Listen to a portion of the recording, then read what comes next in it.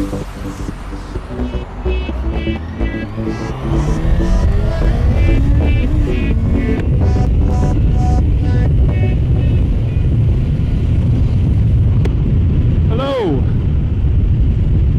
welcome back to another episode of the GorillaBiker. I don't know how much stuff you're actually going to see today, so all I'm doing right now is heading home. It's Friday, so I'm heading back to my parents' house, and along the way hopefully I'll be able to show you some nice views. So we'll be passing by Dungarvan. Dungarvan's very, very nice. Oh, I was in 6th. I also have some plans to possibly start Twitch streaming with a friend. Wasn't my idea. I actually only happened to talk to him today about this channel, about life in general, and it just came out about Twitch, that he's using Twitch, and yesterday I made a Twitch channel, so we were like, hey, we used to play PlayStation together when I played PlayStation a good bit. I haven't really been playing it a lot lately, so I don't know, we might stream a bit of Red Dead, we might stream a bit of Fortnite. I'd prefer not to do that, I'm not a big fan of Fortnite. Or we might stream some Call of Duty. He is Call of Duty, he is Fortnite, I don't have either of them. I currently only have Red Dead, I suppose, that are I only currently have Red Dead that's kind of you know, a mainstream popular game. But if anyone wants to see me play the likes of MotoGP 18, Ride 3, which is a bloody excellent game, I have those. I got them both recently enough, just before Christmas. So I could also play a bit of them. I will warn you, I'm not overly good, but you know, it's something I'm quite happy to play, and you can watch me in order to provide slanderous comments at how bad I am, or you know, you can watch and just listen to me shite on as I'm doing right now. So where we are now is we're heading from Middleton towards Dungarvan, say. You can see there on that lovely sign. And this is the Yall bypass, so we are bypassing Yall, which maybe I shouldn't have done in hindsight, because there's some nice views of the town, but the bypass also has some nice views that you can see straight ahead of you. If you aren't following my Instagram, all of my routes, particularly the Irish Motorcycling Roads episodes, I don't know, will this be one of them? I could call this something else, just because I wouldn't really call this a motorcycling road, but you know, I'm putting all the routes that I would recommend riding on up there too, so you'll have your road number, your general location on Google Maps. If you want anything else, you know, I can do that too. We shall see. So where we are now is we're just passing Yall. So Yall is in on your right. At this roundabout, if you take a right, you can see there on the sign, you can go to Yall. Lismore is up to the left. That's quite nice. Lismore is cool. I will try organise to get there in a future episode. If you're a fan of like filthy, dirty food that is still tasty, up here on the right, there's like a diner. It's in, yeah, there it is. It's like a, yeah, it's a diner. It's basically a container. It is a container, not basically a container. It's been like converted into a diner. JJ's it's called.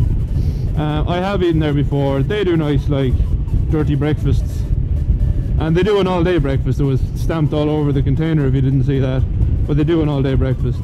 So that's across the bay into Yall. Down to the left there, on another day when I'm coming back, I'll cut down and have a look. There's like an absolutely massive mansion.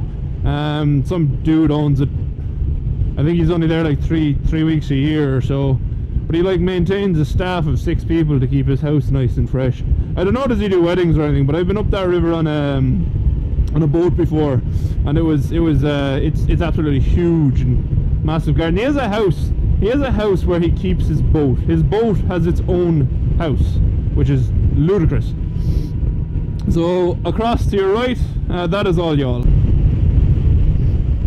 Also, you might notice in some of my videos, some people do move in for you in Ireland, but a lot of others don't. So no, if they move in, great. If they don't worry too much about it. You can still do this.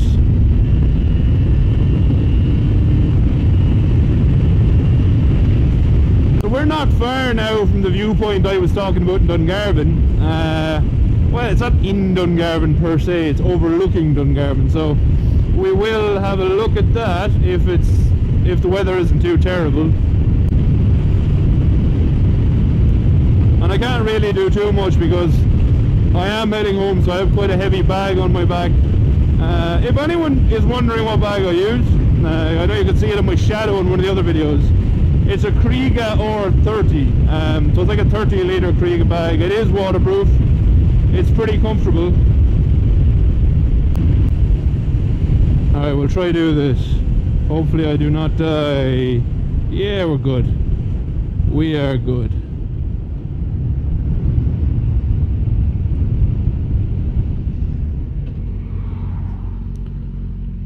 Alright, so this is the viewpoint I wanted to get to.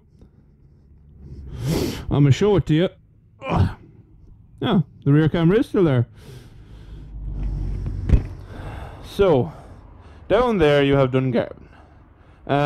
I can't really recommend going to this part of the country much more. I mean, if that view doesn't tell you how worthwhile it is, I don't know what will. It is stunning. A few bits for around here if you're interested. So just kind of down to our left, you can kind of see the service road directly in front of me. There is a kind of a speed trail that goes on up the hill, which is really cool. I've been there before with a friend. In Dungarvan itself, you have what's called the Waterford Greenway. So what that is it's like a cycling route based on an old train track that goes from Dungarvan all the way into Waterford. I think it's about 50 kilometers each way. So if you come out here for just a different type of holiday, if you're not a motorcyclist, you can also cycle here, and it's really nice. I've done it a few times. So when I see you next, now this could be complete lies, I might cut this bit out, but when I see you next, what I'm going to do is go through my provisionally upcoming trip to España. So I'm going to give you a quick rundown of my plans for the next couple of days, or months even. So hopefully in August of this year, or maybe we'll see. It'll date to be confirmed. Myself and a couple of friends on bikes are planning on going over to Spain, as I mentioned earlier. Or if I didn't mention it earlier, we're going from Cork over to Santander. From there, we'll definitely be going north slightly to Bilbao, down to Oviedo, and also possibly in the plans is heading up towards Andorra, across the Pyrenees. That again has not really been confirmed yet because we probably only have a week there. The ferry is really expensive, so we're going to try and make the most out of it we can. If you go left, just where I passed there, you can go up to another really nice area. If you get on Google Maps, it's called the V Gap. That's V-E-E Gap, 2 words. Really nice. So in front of you coming up now, you can see the Cumbras again. They're nice. They're not like, if you're from a country that has big mountains, these are like foothills to you. But around here they're pretty nice, and pretty big in comparison to what else we have. I'll also try, as part of the plans for this year, I'm going to go to Killarney and do all around Killarney. I think I mentioned that before because Killarney is fantastic. So as part of that, I'll try head out towards Carrantoul, get some nice images of there and maybe some video, who knows, maybe I'll climb it. I would also like to hit Clare, so Clare should be really good. Get across to Scotland for a long weekend or even a short weekend. Hopefully Wales, I would also like to get up to Donegal and do all around Donegal, because I think that would make for some fantastic footage. Other places I'd like to go again is also down to Glengarriff in Cork. There's some really nice areas down there. I was only there in September. What's going on up here, eh? What are you doing, buddy? Why all going slow on the road? Are you some type of copper? Also, I really can't wait for MotoGP and F1 to come back. I miss them so much. I miss them so much. I really miss them.